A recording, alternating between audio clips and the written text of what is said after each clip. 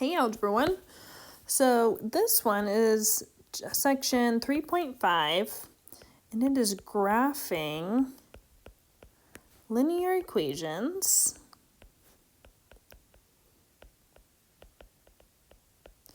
in slope-intercept form. And all those words probably sound like I am speaking another language right now, but don't you worry, we are going to work through it together. So first things before I start is that if you probably ask anyone who's come out of Algebra 1, this is the section that they probably know. We spend a lot of time here, and that's because it's very important. It's a really key concept for going forward. So please, please pay close attention.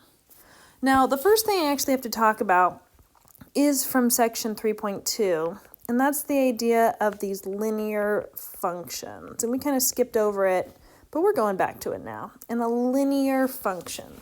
So FYI, a linear function is a function, so first of all, of course, it's a function, whose graph is a non-vertical line, aka the line just can't be going up and down. It can go any direction, except it can't go directly up and down. It can't be vertical. It can be horizontal, but not vertical.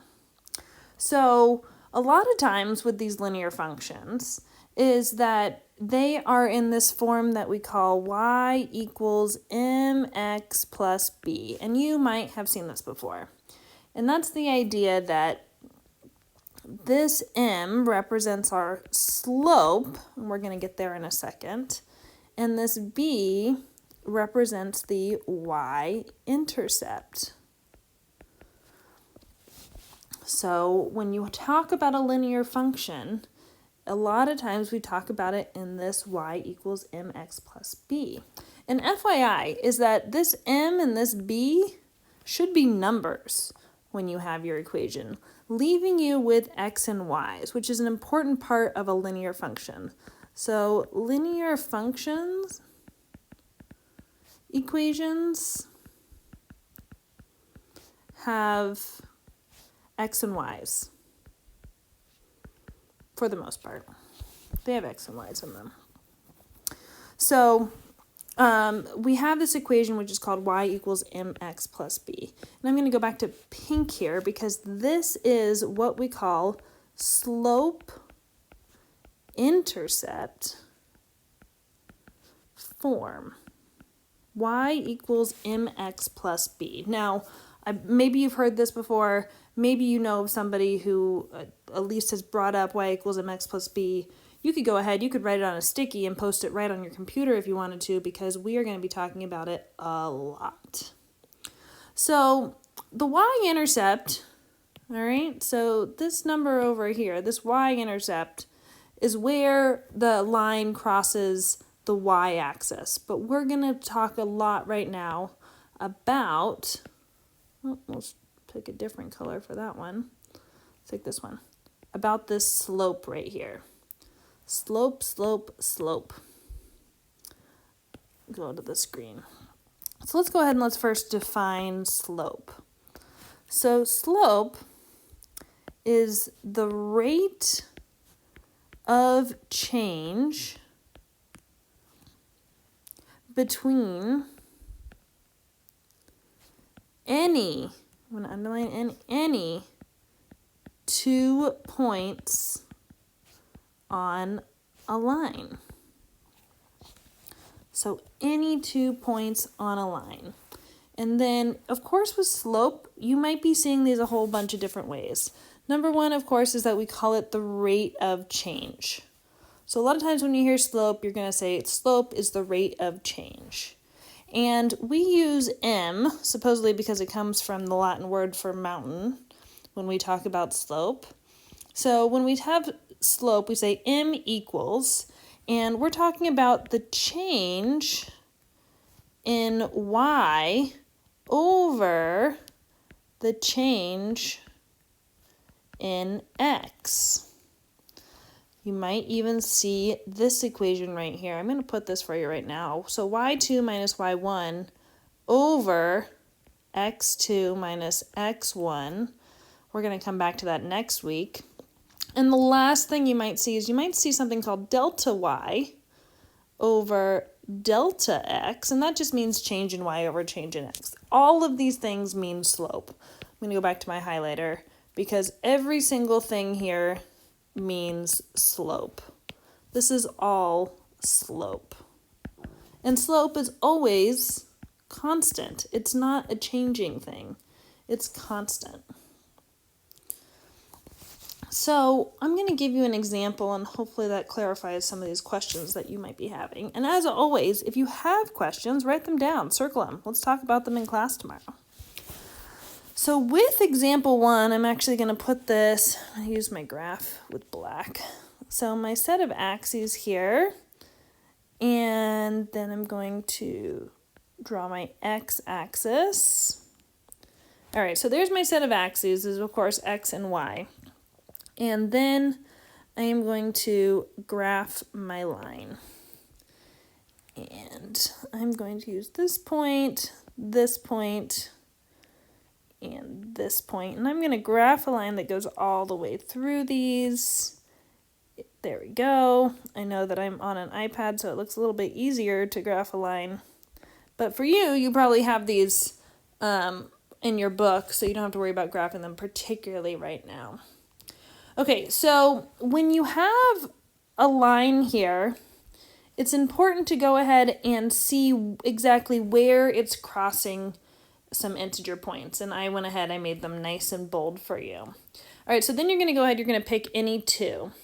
And I am going to pick, with my light blue, I'm going to pick this guy and this guy.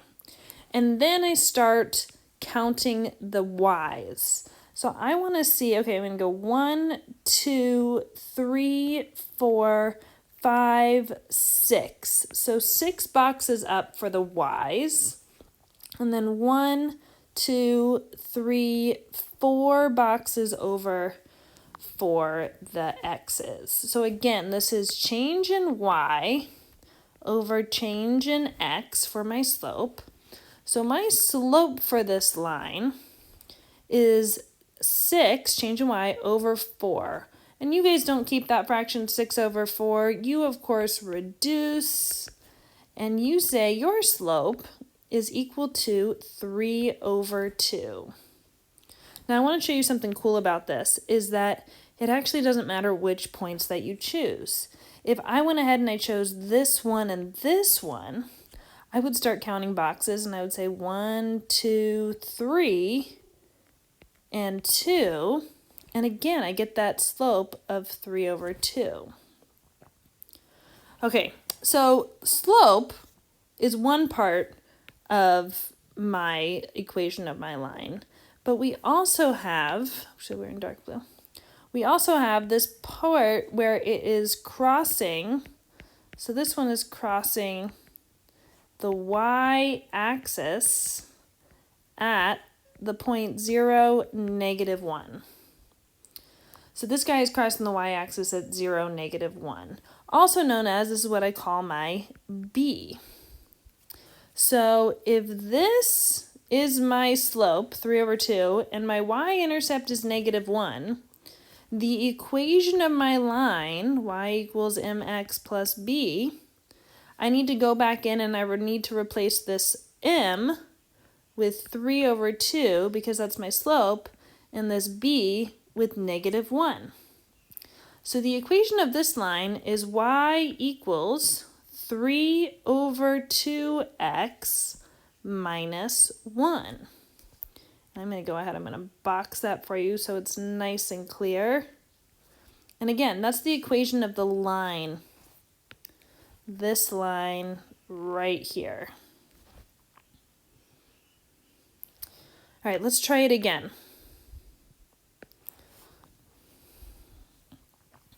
I'm going to go ahead, I'm going to set up some axes.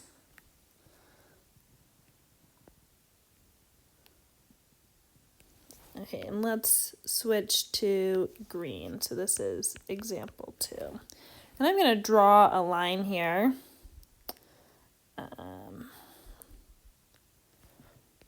and from some points. And again, you can copy this down or kind of watch me do it and then copy down the important information for you. As always, if you have questions, please circle. Let's talk about it in class. Okay, so here is my line. Now, if you'll notice, this line is now going in a direction downwards when we read from left to right. Example 1 was going up when we read from left to right. This is now going down when we read from left to right. So when we go down, and we need to calculate our slope on this one. I'll calculate it in pink. I'm going to choose this point and this point. And I'm going to go 1, 2, 3, 4. So I went down -4. And I'm going to go 1, 2 to the right 2.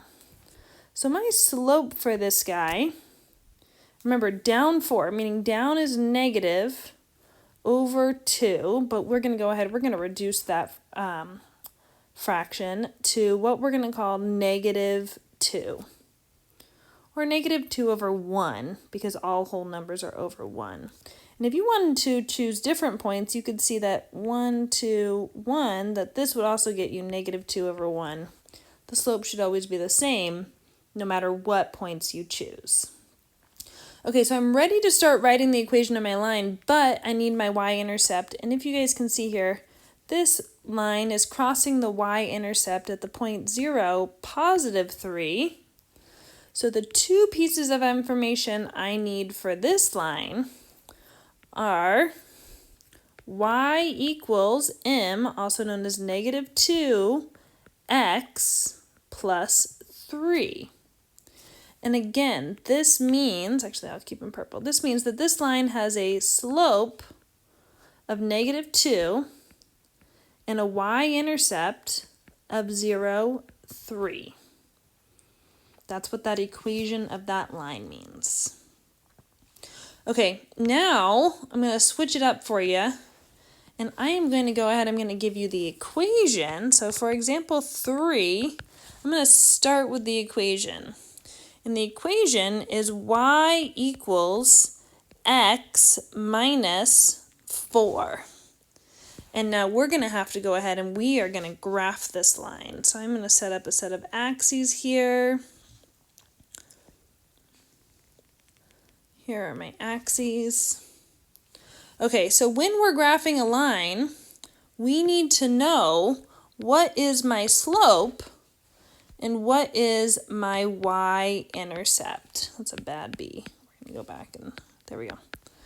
What's my y-intercept? Those are the two pieces of information that I need to know when I'm graphing a line. If you might have already seen here, you can figure out your y-intercept from this guy right here is a -4. So my y-intercept is the point 0, -4. But my slope is a little sneaky, and that's the idea that there's always an invisible 1 in front of a variable, right? So my slope right here is 1. So my slope is 1, and if you wanted to go ahead, you could put that in fraction. You would put it as 1 over 1. All right, so let's go ahead, let's graph this line. We need to start at the point 0, -4. So 1, 2, 3, 4. So we're going to start down here. And my slope is the change in y over the change in x. So for this, we're going to go up 1 to the right 1. And then I'm going to go ahead, I'm going to graph a point. Again, I'm going to go up 1 to the right 1 and then graph a point. One more time, up 1 to the right 1 and graph a point. Then once you have all these points, you need to actually connect it with a line. And then please, please, please put arrows on this line to show that it's going on and on forever and ever. Now, you can, of course, leave these little zigzags here if you want. I'm going to take my eraser and I'm going to undo them. Oopsies, that's not what I wanted to do. Undo this guy and this guy so that you can see this line nice and clearly It's set up on my x-axis. It has a y-intercept of -4 and a slope of +1. And please notice here that a positive slope, that the line goes up when reading from left to right. And then, I can do this in red. I'll do it as a negative slope goes down when reading from left to right. Again, that negative slope. Okay, one more example for you. Let's go to purple. So I'm going to say, example 4. And I'm going to give you the equation. So y equals -5/4x. Ooh, this one's a tricky one. So number 1, is it a negative or positive slope? Hopefully you can see here that it is a negative slope, meaning that it's going to go down. All right, so that's my first part. Negative slope. Let's put some markers up here. My slope is equal to -5/4. But there's actually an invisible +0 for this y-intercept. So my b for this guy, so b is equal to 0, 0. That guy's invisible right there on that one. So now I have all the pieces of information that I need to graph this line. So go ahead, set up your axes and x-axis. Didn't work for me. There we go. An y-axis and your x-axis. There you go. Okay, so then switch back to green. This is my y-intercept, 0, 0. So the point 0, 0. Then from there, I'm going to use this slope -5/4. So when you're doing a negative slope, it's important that you only do negative in one direction. So I like to go down for the negative. I'll get this highlighter back. So 1, 2, 3, 4, 5. I didn't write my axes long enough. That's okay. So that's 5. And then I'm going to go to the right 4. 1, 2, 3, 4. And then I'm going to draw my dot there. Now, I like to have at least 3 dots when I'm graphing, but it would be a lot more for me to keep going in that direction. So I want to show you that you could also go 1, 2, 3, 4, 5 up, and then negative left 2, 3, 4 if you wanted to go in the other direction for it. So now I have these 3 dots. I'm going to go ahead, I'm going to line them up with a line. You can use any straight edge that you have at home. If you have a ruler, that's great. If you just have like a piece of paper folded in half or the edge of a binder, any straight line whatsoever helps you graph a line. All right, so to go ahead and kind of sum up these notes is that I want you to know that your m, also known as slope, is the change in y over the change in x. And then b in your equation equals your y-intercept, or where you're starting this graph. And you always should know the equation y equals mx plus b, where m is your slope and b is your y-intercept.